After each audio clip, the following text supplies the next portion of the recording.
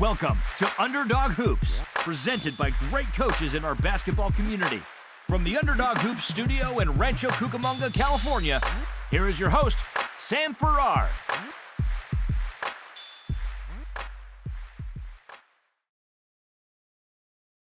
As a basketball coach, playing college and university level and coaching for 20 years? So started out playing basketball as a young man, maybe 10, 11 years old. Fell in love with Michael Jordan, as probably most guys my age did. Didn't in this country, in Canada, which is where we're all from, hockey number one sport, but I did not fall in love with wearing skates. Not for me. So the ball, the hoop, was more my first love.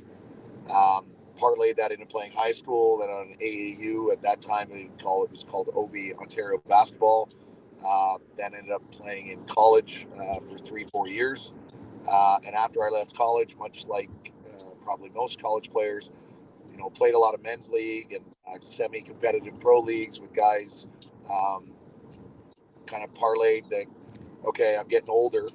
Can't really do what I once did anymore, even though, mind's willing, body's not able. So said, okay, well, I'll step into coaching. Unfortunately for me, met a wonderful lady along my way in my journey with playing basketball. She was a student where I played basketball for college. We got married shortly after college. We graduated probably 4 or 5 years and started a family. And as probably all fathers and sons sort of do, gravitate towards, okay, the sports that you play, your kids are going to play. So I think both my boys and my daughter probably had a tight net. My wife's going to laugh, but I think we probably had one attached to the crib when they were 6-7 months old. Just sort of from there, hey, we're just going to see where this takes us. So started coaching just when my older son, who's now playing in college, was probably 5 or 6, maybe 7 years old in grade 4. Got into it knowing the game. I don't know, 5, 6. And to be honest with you, I'm old, so memories are a little bit different for me than they are for what reality is. But so started coaching, and not so much serious, just like a house league, knowing the game, understanding the game, and teaching kids at that level. And then I kind of got sucked in after they got to, I think Jackson was maybe 8 or 9. I got sucked into saying, hey, do you want to be a coach on a rep team? Would you like to coach a rep team? And I'm like, yeah, sure, why not? So stepped into that, and then I just never really stepped out. I'm going on probably, my older son's 20 now, so probably going on 15, 20 years of coaching, boys and girls. When my daughter came along, same thing with my boys, my older boy and my younger boy, who's sitting in the car, basically very embarrassed right now that I'm on the phone talking about it. But sort of gravitate, same thing. They got a Nerf hoop and the, little Tykes hoop in their crib when they were younger. And from there, sort of, here's my love of the game. Here's what I know. And as all teenage boys, as they get older, just like, well, now I know more than you, right? Like they know more than I do. So he's in the background going, because I do. Taking what I've learned from the game. And again, a big thing around coaching is, you got to learn every day. And I'll be the first one to say, although I'll never say it, but I'll hear it in the car. I learned as much from the players as the players learned from me. It obviously is a humbling experience. It's as much about me and learning and teaching the kids as it's about the kids teaching me. I'm a bit of a hard ass, more so with my kids than others, but at the same time, like I think, unless they tell me something different, 2 of them are in the back seat right now. I think they have fun still. There's always something, you learn more from a loss than you do from a win. Fortunately, today we won 2 wins, so there's not much to teach. But in the car, I've already heard a couple of comments about we got to work on this on practice come Monday next week. So that's kind of where it started and where it is now. I'm not really finished up coaching yet. I'm still coaching, a U19 boys team and a U15 girls team. We'll take those 2 teams through this summer, and sort of see where it lands as we start back up next year. My younger son back here in the middle of the car has some decisions to make with playing at the next level, university or college, but we're pretty sure he's going to go back for his grade 13 in Canada, which will put him as 18 years old for the state. So that's kind of my journey as we stand right now and where we're at. Very proud of the boys, right? Teams that I've coached over the last, 5-10 years, we've done well during regular season. And we're from a small town in Canada called Woodstock. And this, the team last year, very, very strong team, competed at the highest level in Ontario, got to the provincial championships and lost out. But when your town only has 30,000 people and you're competing against cities with 1.4 and 2 million, Yeah. like I said, that's as much about them as it is about me. And I'd argue it's more about them than it is about me. So Cool. Um, I mean, you've coached various different levels. What's the biggest difference between each age group? Kind of, you could talk about the boys' side and the girls' side, just the differences that are with both of them. So I will say with boys, fundamentals when they're younger is a main principle. They, I would say with boys and girls, fundamentals as they're younger is a main principle. If you don't get that stuff down when you're young, it's harder to learn it when you're older. I'm not saying you can't. It just becomes harder. Zone defense, man-to-man defense, that is all stuff that you really shouldn't be introducing to kids when they get to 13, 14. I get drilled a lot by my own team that we play too much zone, but that's because there's a time and a place to play that. When you talk about girls, the one thing with girls is, and I'll say this, just know they're better listeners. They are Oh better yeah, listeners at a young yeah, age. They're just better listeners than boys are. Boys have the attention span of like that dog from the movie Up. Like they don't, they just want to play and they just want to go. And there's nothing wrong with that. yeah. You need to curtail that energy and focus it in the right manner. I have been very blessed on the teams that I've had for boys over the last couple of years. We've got some, or I have had some really strong leaders and really strong players, and it makes it easy to do that stuff. At the same time, everything always boils back down to fundamentals. When you talk about the older kids at older ages, 18, 19, as they get to 20 and they're going to college, fundamentals is what separate good players from great players. Yep. I don't think, as my own personal opinion, you can never focus too much on fundamentals because at the end of the game, that's what the game's all about. Um, Girls, they're listening, as I alluded to, far superior than boys. But then there's a dynamic flip. At around 14 years old, 15 years old, the boys become better listeners and the girls, not so much. They Yep. and you lose players along the way. Girls, we see, at least in Canada, we see girls sort of gravitate away from the sport when they get to 14 or 15, just because they're focused, they're a little bit focused on other priorities at that point. Whereas boys, different story, right? Basketball in this country is the fastest growing sport there is, and boys are not turning away. They're all in at this point, and they want to play more and more and more. So I'm fortunate. I've got a good, strong young girls team. Uh, I've had a core group of about 7 since grade 5, grade 6, and now they're all in grade 9. So 3-4 years of development, and it's the same core group of girls that keep coming back every year. That's awesome. Um, what's kind of one of the most rewarding things you've experienced as a coach so far? Well, there's a couple, but playing with my boys and my daughter, I'm gonna lie. That's awesome. Okay, kind of the next kind of round of questions will be kind of running around culture and like running a program or kind of that stuff. So what are some cornerstone or what's your cornerstone for your coaching philosophy in terms of building a team culture? So, when you start and they're younger, it's got to be fun. I'm sorry, I'm just backing in my driveway here, so give me a second. Yeah, When you're all you right. start, yeah, we're good. I'm backing up, so give me one quick sec. When you start, it's all about fun and fundamentals, right? That's a big principle when they're younger, because if the game isn't fun, what you see a lot is they drop out pretty quick. Hmm.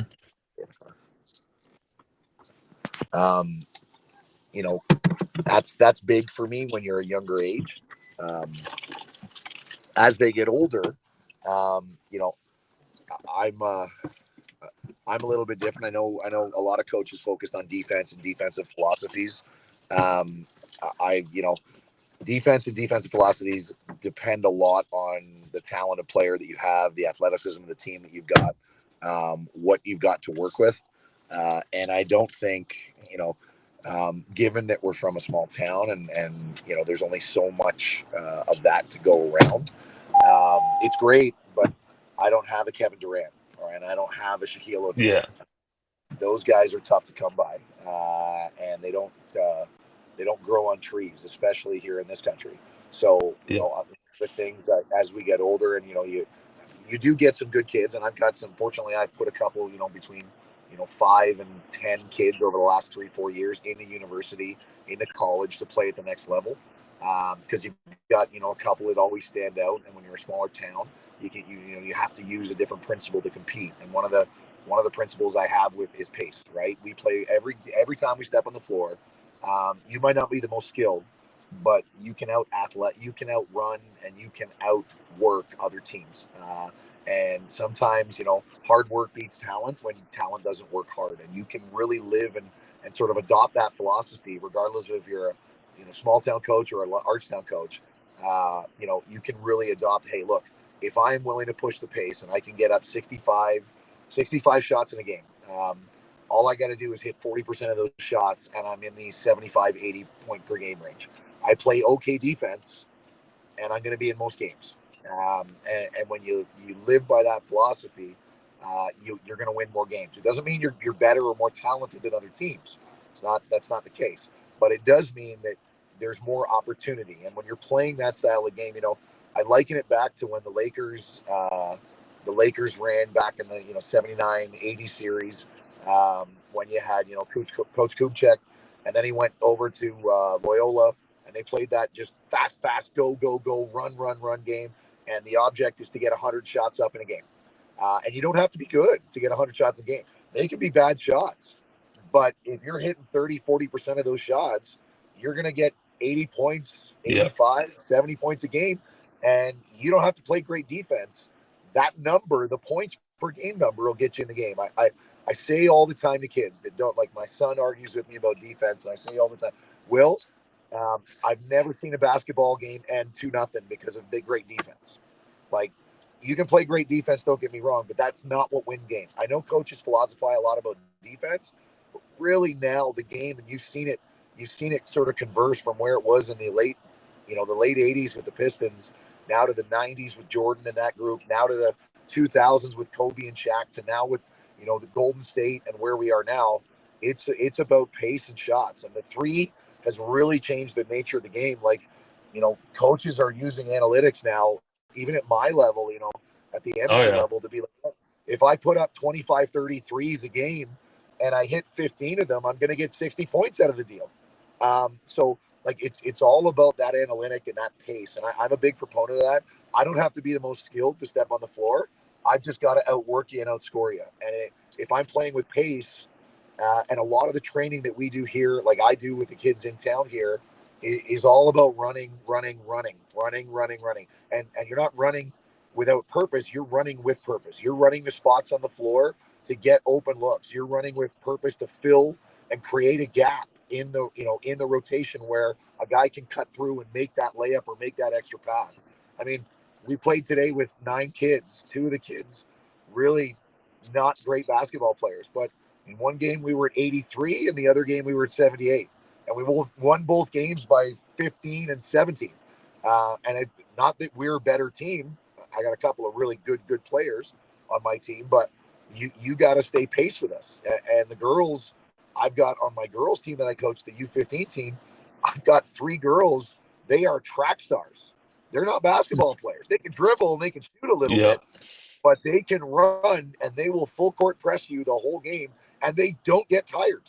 Like, they don't get tired. I can play them 40 minutes, and it's the same from start to the end because they train for track, not for basketball. And it just sort of, that dual sport sort of caveats over into what my philosophy is. Exactly. I like what you said. You kind of something that I've experienced as a coach, just kind of the confidence issue when they miss a few shots in a row. And it's like, yeah, but if you hit 15 threes, you're Don't gonna care. don't care. Don't Keep care. shooting. Next one up, don't care. Now, there's a time and a place, and and I got a kid that just started with me this year. He's really hoping to latch on with a college next year here in town. And I got to, there's a time and a place. When you're up by 15 or 20, there's 3 minutes to go, 4 minutes to go in the game. It's take your foot off the gas. It's slow everything right down, because now it's possession management. I don't need to get shots up. And to be honest with you, I don't care if I get shots up. If I take a shot clock violation in a 3-minute possession game, there's only, I'm assuming you guys are in the States. You don't play with Yeah, shot clocks yet? Yeah, we play with a 24-second shot clock. we play with 35. Yeah, so 24, I don't need to get shots up with 3 minutes to go in the Exactly. game. All I got to do is hold the ball. I can hold the ball 6 times. There's no time left on the clock. I can take my 24-second shot clock and give you the ball back. There's not enough possessions for you to get back in the game.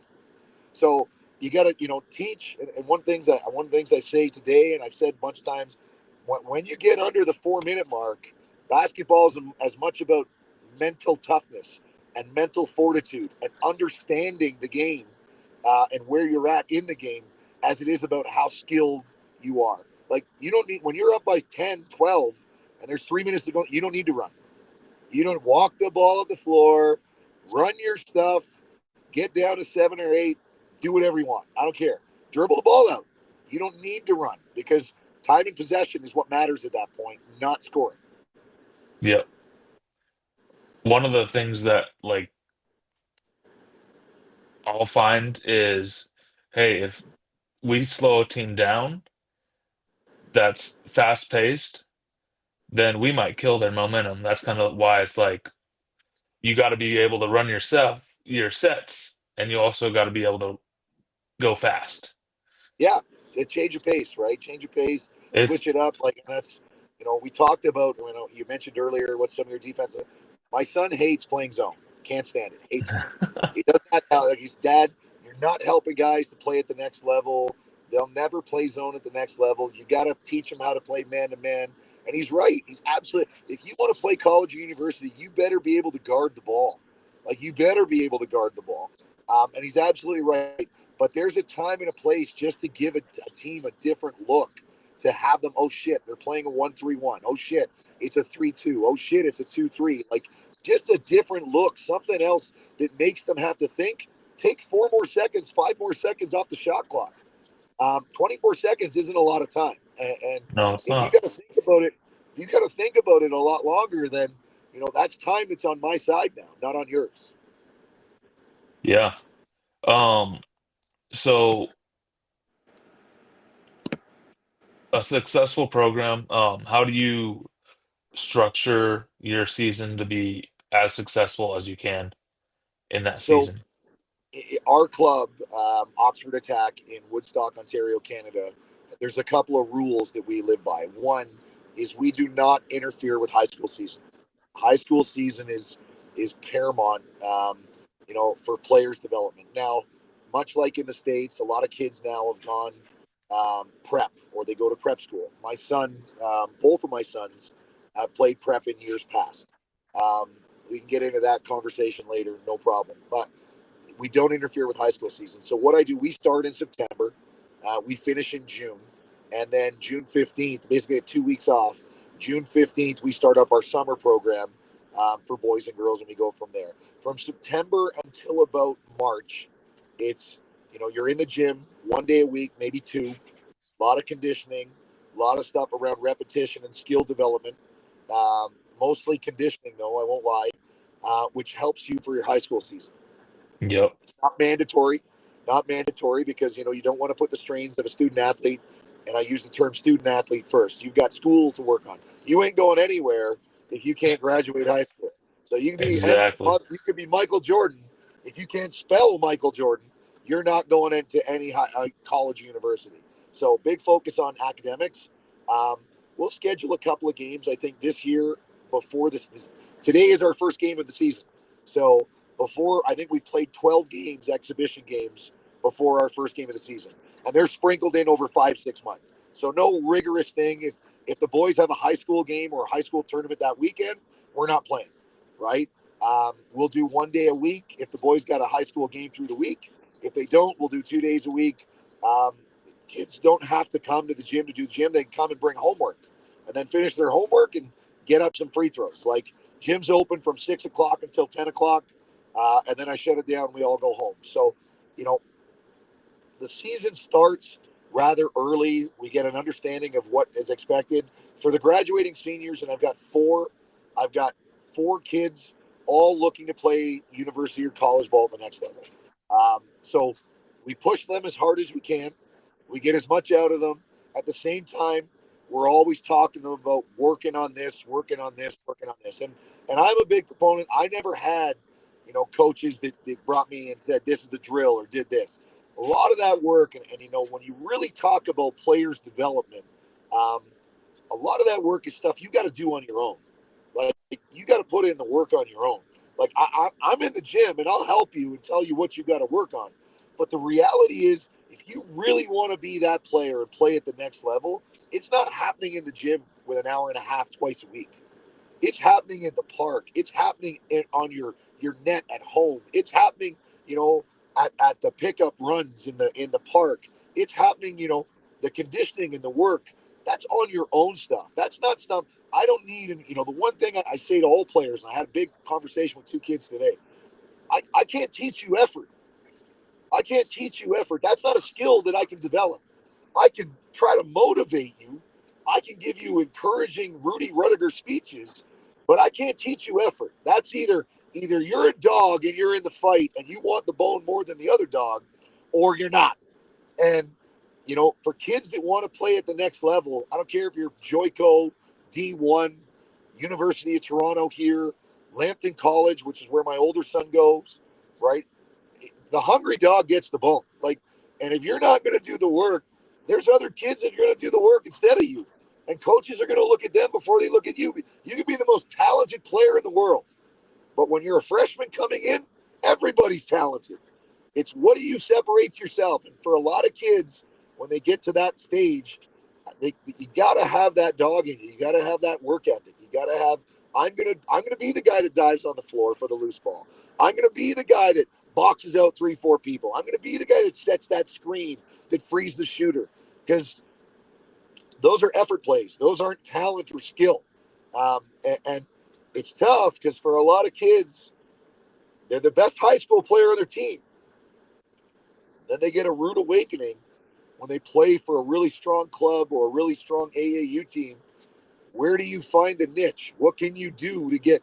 Because there's always someone better. I say it all the time. You may be really, really good. There's always someone better. There's always somebody that's put more work in than you that's gotten better. So what are you going to do to be better than the next guy? The weather's just nice getting here now. So within another 2 weeks here, I guarantee you, like, I don't know if you can see, how do you flip this camera here? I got my basketball net up here right now. Just came out. We don't have snow anymore. You give me 2 weeks, and there'll be about 20 kids on my lawn shooting hoops. So effort separates everything, and it's which is that kid that's going to give you something extra. You don't have to be, and I got a great young man on my team right now. At best, and I give you at best, he's 5'3". He weighs, I'm no word of a lie, he weighs maybe 110 pounds. Coach, how can I get better? What do I need to do to get more minutes? And I tell him, listen, man, God didn't bless you with being 7'1", and he didn't bless you with a bench press of 250. So you got to go out there every time you step on the floor. If it's 1 minute, 3 minutes, 5 minutes, you got to be the dog that picks that guy up full court and guards 90 feet. Because I don't need you to score on my team, and I don't need you to rebound. But you can play defense on the toughest SOB on the other side of the floor. And that's nothing but effort. And then the other thing I tell them is, whether you're 3 minutes or 5 minutes or 12 minutes, you got 5 fouls. They don't carry over to the next game. You don't get to, next game I get 8 fouls. So you get beat. You make sure that guy knows, hey, man, you're not getting anything free off of me. You're not getting free baskets from me. I'm going to make you work, both at the free throw line and the 90 feet between the baskets. And kids, and I say this with all due respect to all parents, kids get told a lot of bullshit from mom and dad. A lot of you, mom and dad, tell kids you're the greatest. You're Yep. so good. You look at what you did, little Johnny. You're the best player. Look at you. You're so good. And kids need to. Humble pie is not a bad dish. Humble pie lets you know where you stand in the pecking order. Um, there's too many kids that I see, mom and dad, and again, I coach. We come down to the States with my summer teams. We come down and we go to Boston to the Hall of Fame game. We played in that last year and won it. We go down and we play in Ohio in the Nike tournament where we make it to the semis and the quarters, right? We lose out. Again, we're a small team. Some kid shows up. He's got a 6'11" kid with, he's got a 40-inch vertical and he weighs 290 pounds. I don't have a guy match up. Hell, I don't match up with that. Right now, I'm 6'4" and 280. And I still don't match up with that guy. So, we go down and we compete. But I say you can compete with just effort. And moms and dads tell those young kids far too often when they're younger that you're going pro. You're going pro. You don't worry. You're the man. Look at you. You dropped 28 in an amateur game. Yeah, you dropped 28. You didn't pass the ball once. You took 56 shots and you got 28 points. Little Jimmy, you're amazing. You're amazing. Stop playing 2K and realize that there's 4 other guys on the floor with you.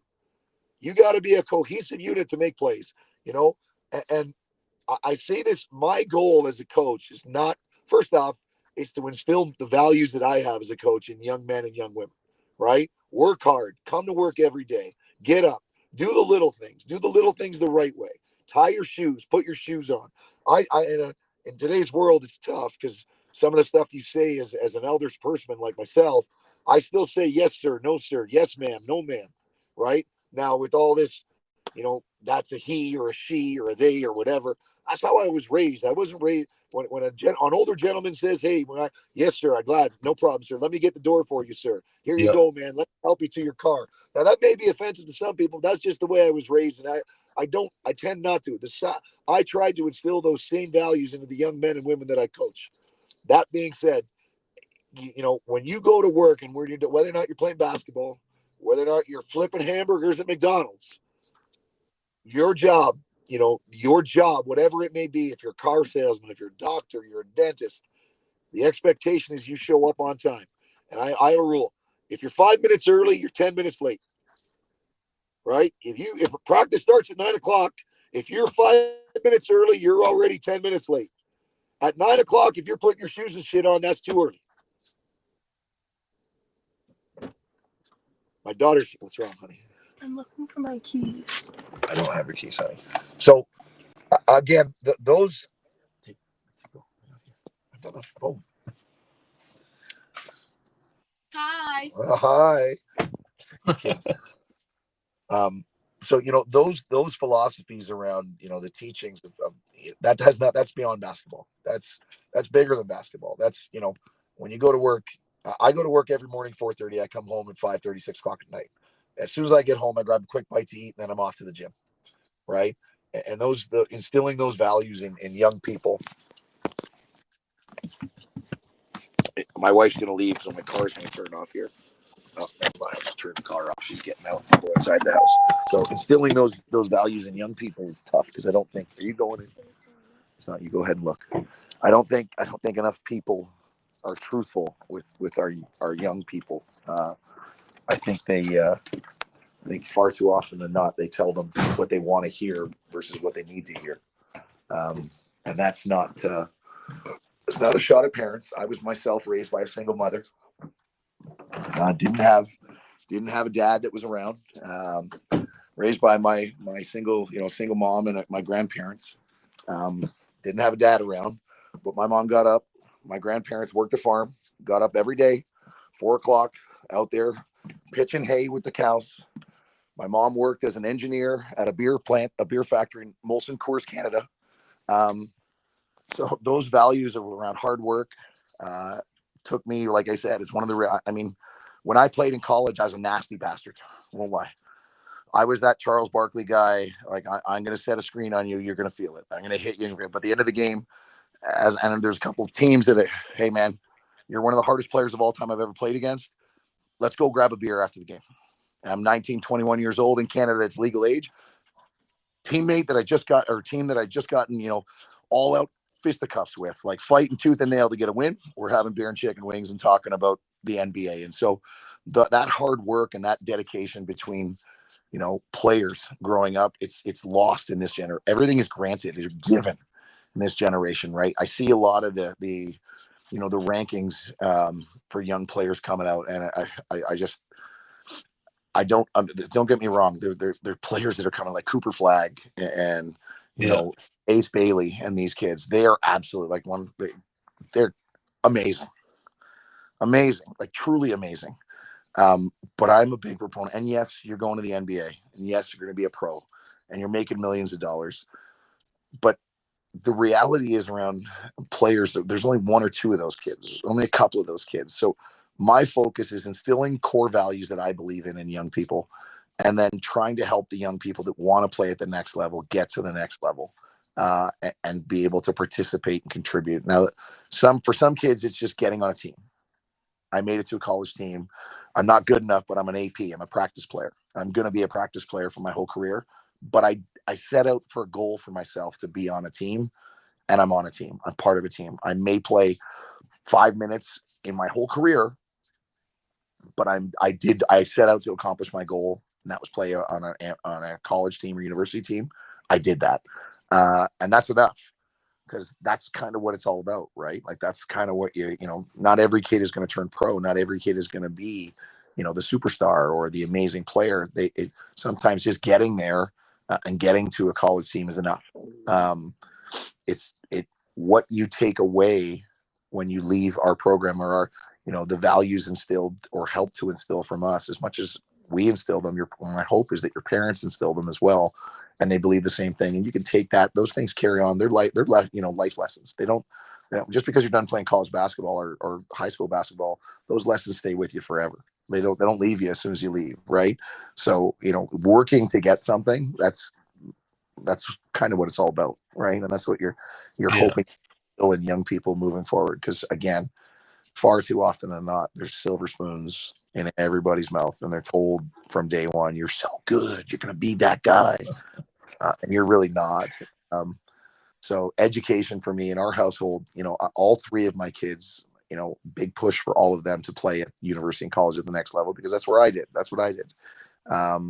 Fortunately, I have one that's already there. The second one has already gotten a bunch of his offers. He's going back for another year of high school. My daughter is moving up along the way. So they should all have their opportunities. But again, it's not about playing basketball. It's about the opportunity. It's about, that scene, living that sort of dream out, getting those experiences at college, like I remember, because I to be very honest, the college experience for me, playing 3-4 years of college, it's not about the playing that I remember. It's the after the games, hanging out with the team, going for food, going to the bar, picking up chicks, that's how I picked up my wife. So those are the things that you remember. And for me, I want all my players, I want my own kids too, but I want them to experience that, because it is something special. It's something that you take with you when you leave. And I hope that the boys and the girls that play for me for their high school career, they enjoy the experience, and they take some of those core values with them when they leave.